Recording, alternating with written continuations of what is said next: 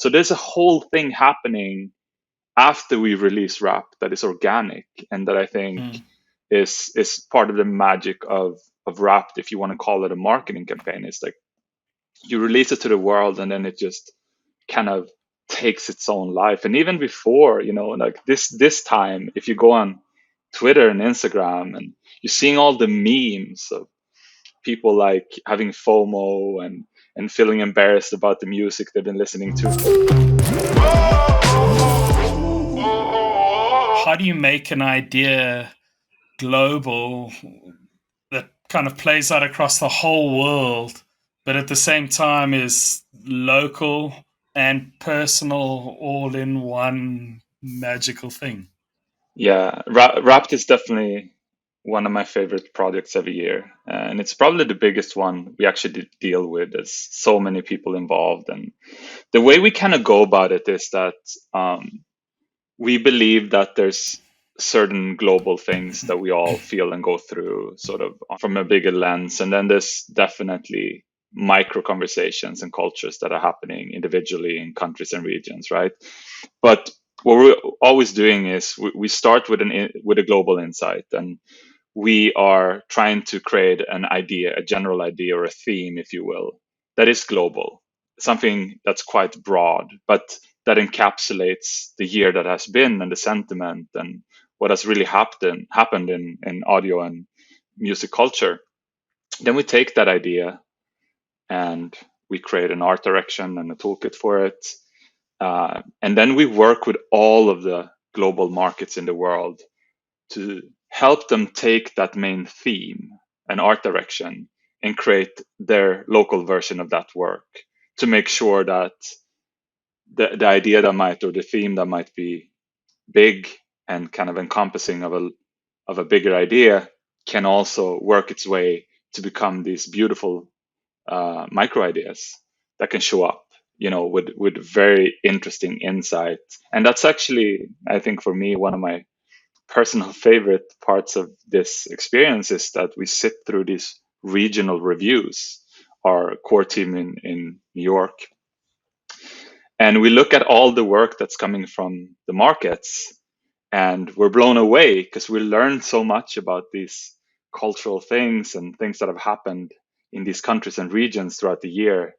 And I think that's why music culture is particularly so powerful. It's really driving culture as a whole many times. And there's just like an abundance of really creative stuff that happens every year. And so we're just so fortunate to be able to try to wrap it up in a fun Spotify way for everyone to enjoy. One of the things I can say for, or as a consumer of Spotify, you've done a very good job of making it feel small and personal and mine, and not like this big thing that's been thrown on top of me.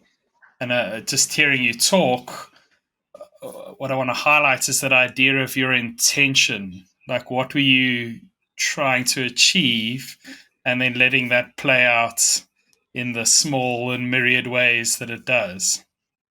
And like I said before, too, I think Wrapped is like really a magical project, because I think it's one of the only marketing projects that I can think of, at least, where you have hundreds and thousands of people actually sharing their own experience of the year through the share card that they get.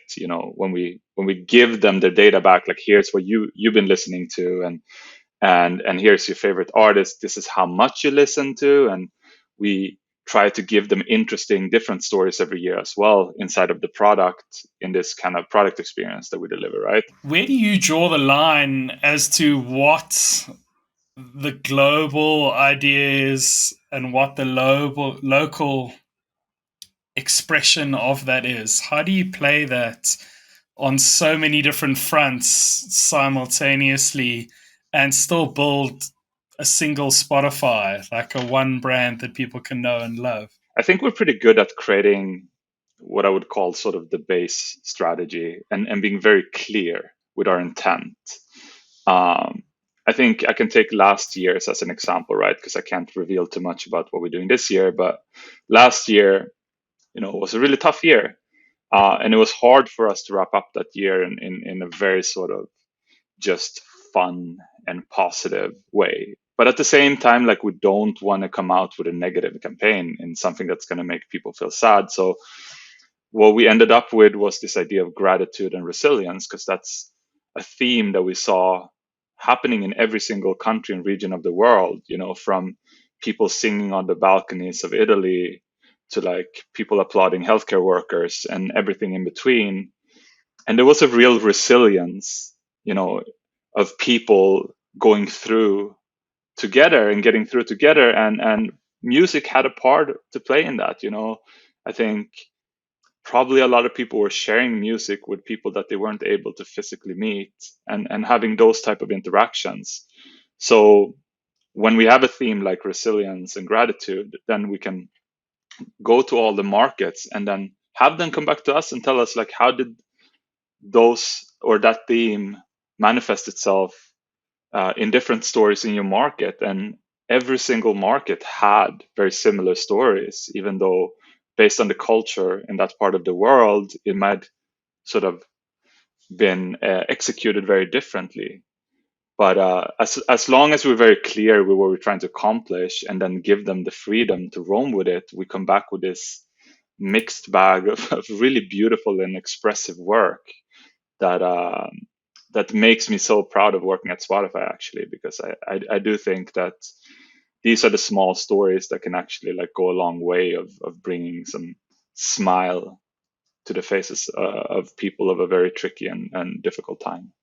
So to have, you know, the whole world wanting to share something from your brand to their friends and their family is also like a really magical thing. And on top of that as well, we've, you know, over the last couple of years, we've gotten the whole artist community engaged in this as well. So, you know, you can see organic conversations happening where an artist, for example, shares to their fans on Twitter saying like, this year 40 million fans listen to my music, I want to thank you so much. And then you have replies to that conversation with fans saying, you were my favorite artist of the year. So there's a whole thing happening after we release rap that is organic, and that I think is part of the magic of rap, if you want to call it a marketing campaign. It's like you release it to the world and then it just kind of takes its own life. And even before, you know, like this time, if you go on